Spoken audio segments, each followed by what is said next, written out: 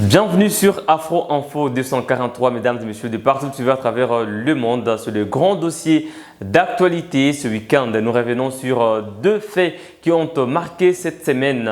D'abord, la tenue de la table ronde sur l'état de siège dans le province du Nord Kivu de l'Ituri du 14 au 16 août 2023 à Kinshasa, et puis l'approbation par les pays membres de la SADC au sujet du déploiement des troupes dans l'est de la RDC. En ce qui est de la table ronde, c'est la décision fatale du président Félix Tshisekedi qui est attendue. Le gouvernement devra en tout cas faciliter la mise en œuvre et appliquer les directives du chef de l'État.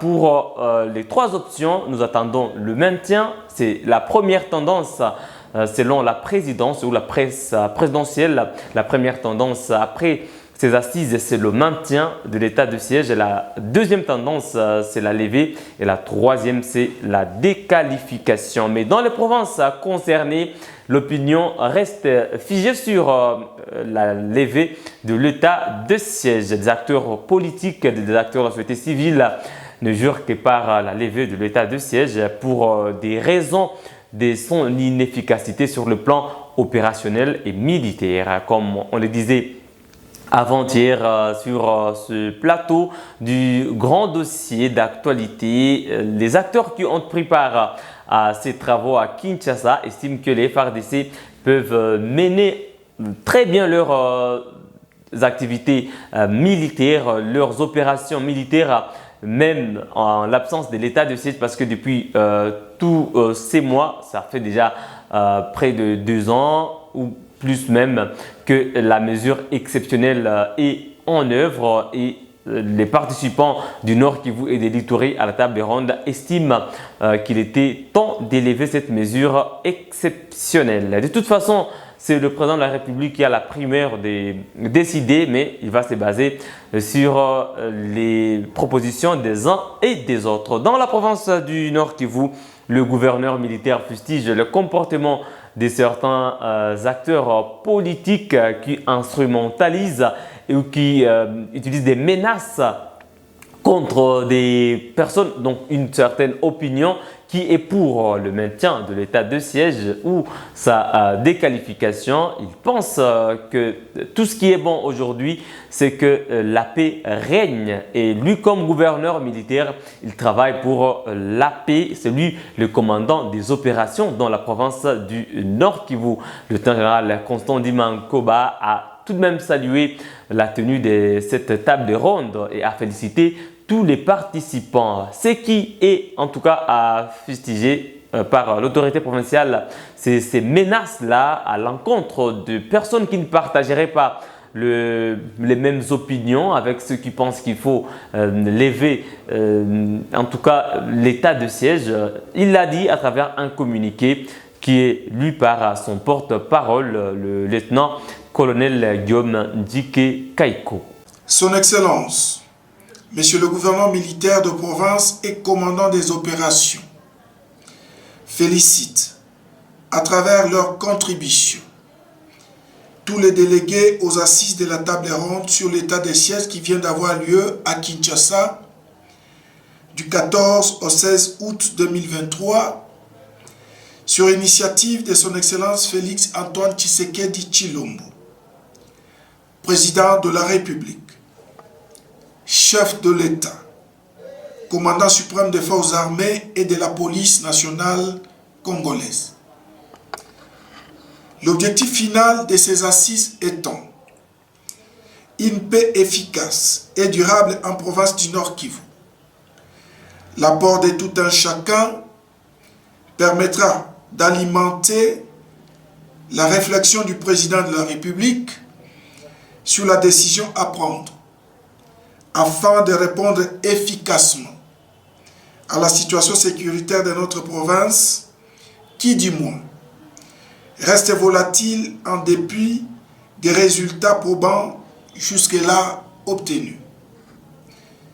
Cependant, il fustige des actes d'intimidation et d'instrumentalisation à travers les réseaux sociaux d'une certaine couche de la population contre certains délégués ayant émis des idées divergentes, ce qui ne reflète pas l'esprit démocratique qui a caractérisé les dites assises.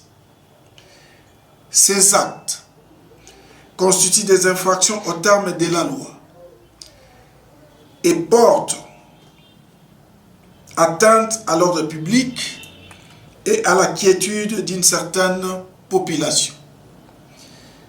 En attendant la décision du chef de l'État et commandant suprême, l'autorité provinciale attire l'attention de tous par rapport au comportement évoqué si haut. Pour ce faire, aucune action de représailles ni d'intimidation sur qui que ce soit ne sera tolérée et le cas échéant sera sévèrement sanctionné conformément à la loi. Toutefois, elle rassure tous que les services de sécurité sont instruits de travailler pour garantir la paix sociale et la cohabitation pacifique malgré les divergences persistantes. Fête à Goma, le 18 août 2023. Nous restons au Nord Kivu, particulièrement dans la ville de Goma, chef-lieu de la province où 9 présumés kidnappeurs ont été appréhendés par les services de renseignement militaires. C'est après plusieurs cas de kidnapping enregistrés dans la ville de Goma. Mesdames et messieurs, suivez. Ils se croyaient prendre, mais c'est eux qui ont finalement été pris dans les mailles des services de sécurité opérationnelle en ville de Goma. Eux, ce sont 2 bandes de kidnappeurs faisant partie de ceux qui sèment mort et désolation dans les chefs des paisibles citoyens. Le premier groupe arrêté par la police nationale congolaise est constitué de 5 jeunes messieurs qui montent des scènes d'auto-kidnapping pour chercher à gagner l'argent facile auprès de leurs proches. L'acteur principal de cette scène de mauvais goût est M. Michel Moussobois, l'OSO, qui voulait rançonner sa famille. Pour réussir son coup, il a intéressé ses acolytes pour faire la simulation. Michel Moussobois explique comment ce jeu est parvenu à tourner à leur défaveur. Je ne savais pas sur quel pied danser vu la charge qui pesait sur moi. J'ai conçu l'idée de voir comment obtenir quelque chose auprès de ma famille. C'était un hélas et aujourd'hui on est là avec un grand regret. Nous ne savons plus comment faire. Vraiment je demande pardon.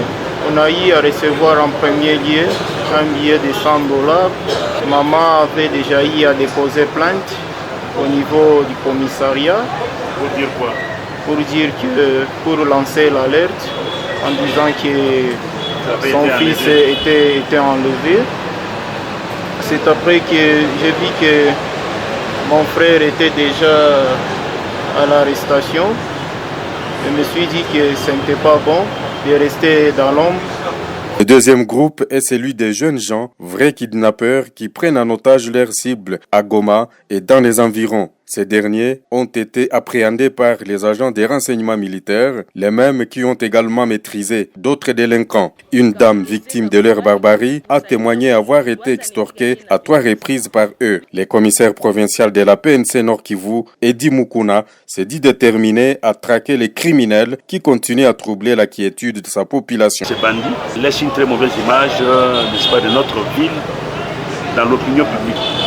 La police, les forces de défense et de sécurité sont à pied d'œuvre pour éradiquer tant soit peu la pratique des kidnappings dans la ville de Goma. Notons que des cas d'enlèvement et d'autres formes de crimes sont devenus fréquents en ville de Goma. De l'autre côté, en province de l'Ituri, c'est en tout cas pas moins de 21 présumés criminels qui ont été présentés au gouverneur militaire, le lieutenant général Luboyanka Chama Johnny, lui aussi qui fustige certains actes à décourager les FARDC ou des critiques non objectives. Pourtant, l'état de siège est en train de faire son travail avec les militaires qui sont dans la brousse et qui se démènent chaque jour pour le retour de la paix. Suivez le lieutenant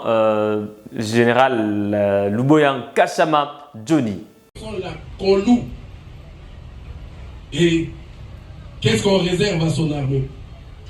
Qu'est-ce qu'on réserve à ceux qui sont en train de passer jour et nuit, sous la pluie, dans les intempéries? Qu'est-ce qu'on leur réserve? Des injures. On ne peut rien respecter. Alors que ces personnes-là, elles sont là. Avec leur chef. Les gens posent des questions. Parce que les enjeux ici, en Ituri en général, c'est quoi? C'est les mines et les terres. Nous avons des militaires qui sont dans les environs des mines et des policiers aussi. Parce que vous allez vous rappeler de Morgan, de triste mémoire. Il a créé une rébellion là-bas. Pourquoi? C'était pour les mines. Et si nous n'avions pas ces militaires-là, que deviendrait Mambasa aujourd'hui? Que deviendrait Mambasa? S'il y a cette vie aujourd'hui, c'est à cause de ces policiers et de ces militaires.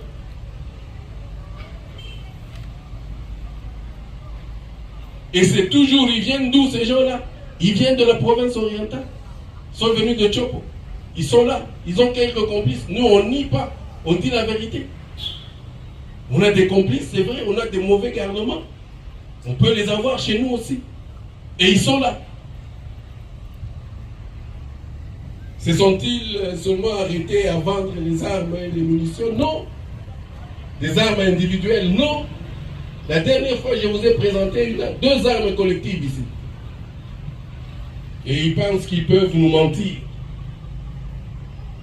On avait déjà commencé à sentir que c'est de là que venait le mal. On a récupéré 2 armes collectives ici. Parce qu'on sait qu'ici en Ituri, nous sommes très sévères. Et vous pouvez le remarquer parce que vous voyez les... Mesdames et messieurs, le deuxième sujet comme annoncé en début de ce grand dossier d'actualité, c'est le déploiement des troupes de la SADC qui est déjà approuvé ou acté par les pays membres après le 43e sommet de la SADC. Donc nous attendons les tout dernier détail, il faut savoir que ces troupes viennent pour sécuriser l'est du pays, mais aussi ramener la paix aux côtés des FARDC. Comme vous le savez, les troupes de l'EAC sont déjà critiquées. Le président Félix Tshisekedi en a encore rajouté d'autres critiques sur la complicité de la force de l'EAC avec le 123 pour la déstabilisation de l'Est de la RDC et donc l'avenir de la force de l'EAC dans l'Est de la RDC est incertain si nous savons déjà que son mandat expire le 8 septembre 2023. Y aura-t-il des prorogations? On ne sait pas de ce mandat parce que déjà le gouvernement congolais a fait beaucoup de critiques. Le président Tshisekedi lui-même qui a fait des critiques sur les mandats et la posture de la force régionale de l'EAC dans la province du Nord Kivu. Le président Tshisekedi a fait part à ses homologues de la situation humanitaire qui se dégrade davantage dans la province du Nord Kivu suite à l'activisme du M23 tenu par le Rwanda. Il parle d'une situation qui demeure en tout cas statique. Il n'y a pas d'évolution. Le M23 ne veut pas s'engager dans le processus de paix en cours, dans la démarche de paix en cours. Et il compte sur ses homologues de la SADC, mais aussi sur la montée en puissance des forces armées de la République démocratique du Congo. Mesdames et messieurs, c'est par là que nous mettons un terme à cette production sur Afro Info 243. Nous allons revenir avec force en début de la semaine prochaine pour nos émissions en direct critique actu. Il y a eu quelques désagréments ce week-end pour ne pas être là et vous servir comme il faut. Mais nous revenons donc lundi avec nos émissions en direct critique actu pour parler en profondeur de toute l'actualité. Nous allons bien sûr revenir sur d'autres questions d'actualité. Nous attendons toujours la décision fatale du président Félix Tshisekedi sur le maintien, la levée ou la déqualification de l'état de siège. Nous avons d'autres de sujets d'actualité que nous allons évoquer avec vous la semaine prochaine. Déjà le lundi, nous serons là pour un numéro des critiques actu, mais d'autres productions sur la thématique se poursuivent sur Afro Info 243 ce week-end jusqu'à lundi. Restez donc connectés et si vous n'êtes pas encore abonné à Afro Info 243, faites-le dès maintenant. Il suffit de cliquer sur s'abonner, activer la cloche de notification, cliquez sur toutes et vous resterez en alerte de toutes les informations publiées sur Afro Info 243. On se fixe un nouveau rendez-vous d'actualité. À très bientôt.